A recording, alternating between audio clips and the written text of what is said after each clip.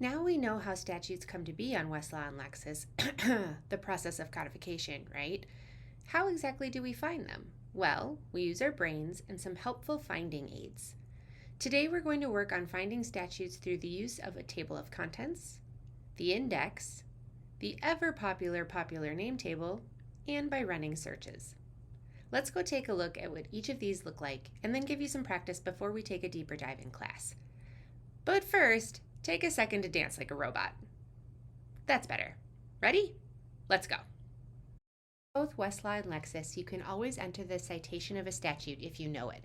However, oftentimes you've been asked to find the law on blah blah blah, and you'll need to actually know where to look. The first question should always be, am I looking at state or federal laws?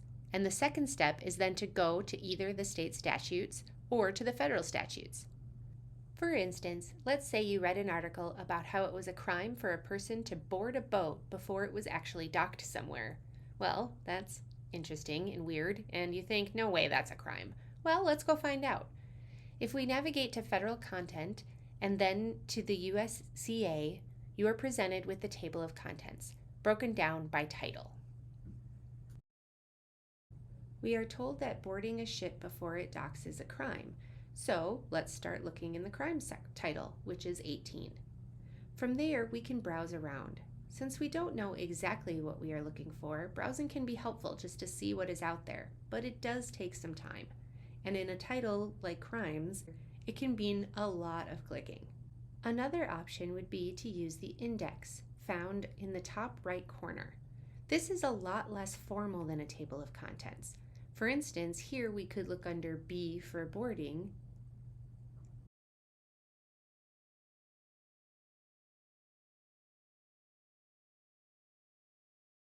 or look under S for ships and shipping.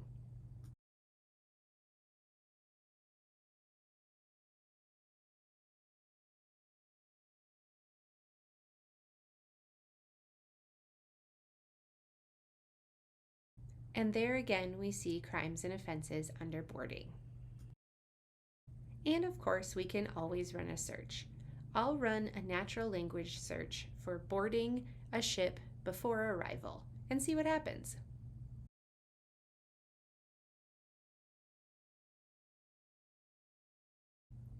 It turns out it is a crime.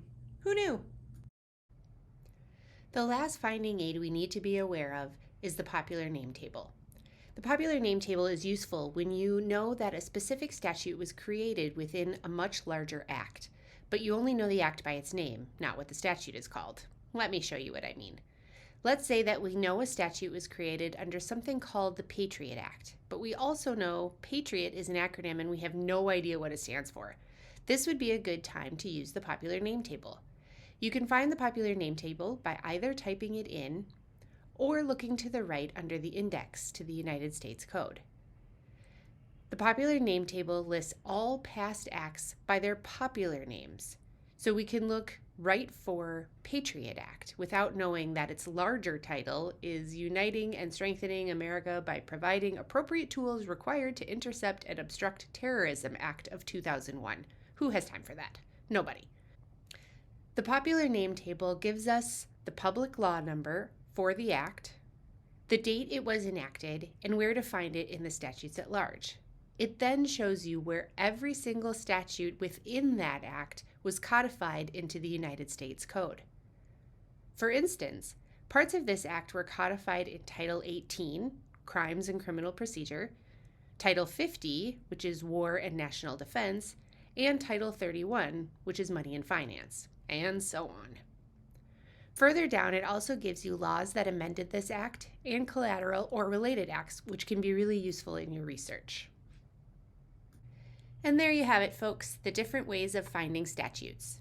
You can use the table of contents, browse through the index, run a search, or use the popular name table. Now it's time to go and practice our skills. But I won't be mad at you if you decide to take another robot dancing break.